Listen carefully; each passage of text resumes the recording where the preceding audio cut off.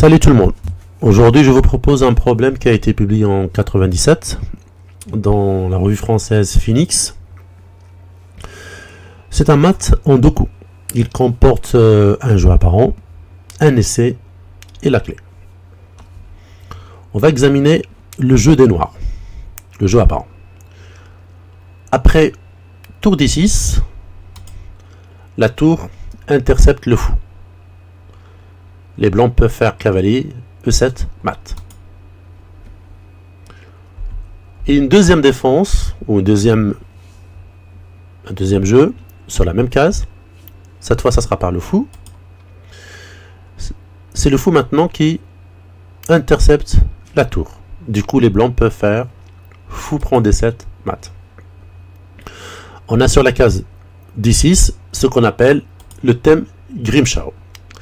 La tour et le fou s'interceptent mutuellement sur la case D6 et donc les blancs profitent de cette interception. L'essai maintenant est un échec, ce qui est inhabituel dans un problème en deux coups. Dame H6 échec, on a les deux défenses, fou D6 et tour D6. Cette fois on n'aura pas un seul mat, mais on aura deux mats. Après, par exemple, tour D6, la tour, évidemment, elle intercepte la ligne du fou, mais surtout, elle est elle-même clouée. Donc, les blancs peuvent en fait faire les deux mats du jeu apparent. Cavalier 7 mat, ou fou prend des 7 mat. Pareil, après la défense fou D6, on a les deux mats. On a cavalier E7 mat parce que le fou il est cloué. Et on a fou D7 mat, ou fou prend D7 mat, parce que le fou ferme la ligne de la tour. Alors, ces deux mats maintenant, A et B, vont être après. Alors, on va examiner déjà la défense qui empêche, enfin, dame H6 de réussir, c'est l'avance du pion E6. C'est la réfutation.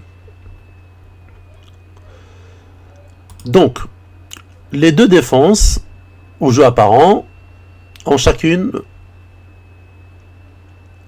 un mat préparé. A, il y a A, quota. B, il y a grand B. Après le jeu d'essai, sur petit A, on a A et B, et sur petit B, on a A et B aussi. Maintenant, après la clé, tour E6 échec, encore un échec. Sur la défense tour D6, alors, la clé, elle offre quand même deux cases de fuite pour le roi noir. On a la case de fuite D5 et la case de fuite B5.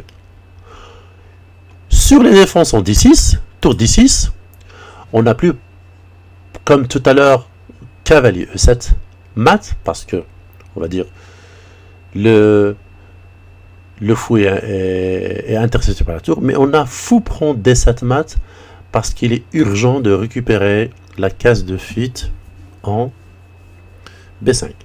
Sinon, la case D5, elle est récupérée par la dame puisque la tour, elle ouvre, on va dire par son dégagement, elle ouvre la ligne de la dame. Donc, A, on a A, et A, on a B. Et sur la deuxième défense, après tour 6, évidemment, fou C6, ou fou D6, on a cavalier E7 mat. Pourquoi? Parce qu'il faut récupérer la case D5. Pour la case B5, pas de souci, c'est la tour qui garde, puisque le fou aussi, comme la tour, vient d'ouvrir la ligne d'une pièce blanche. En l'occurrence ici, c'est la tour qui garde la case B5. Donc tour D6, fou D7, A, grand B, et petit b, grand A. Alors on appelle ça un mat échangé. Le thème des maths échangés, ou l'idée des maths échangés. Enfin, sur les deux fuites, roi B5, ce qui est très joli, on a cavalier A3 mat par clouage du fou. Ça, on profite du clouage du fou. Pareil, après la défense roi D5, on va maintenant profiter du clouage de la tour. Même les fuites, elles sont vraiment en harmonie. Donc du coup, on a quoi?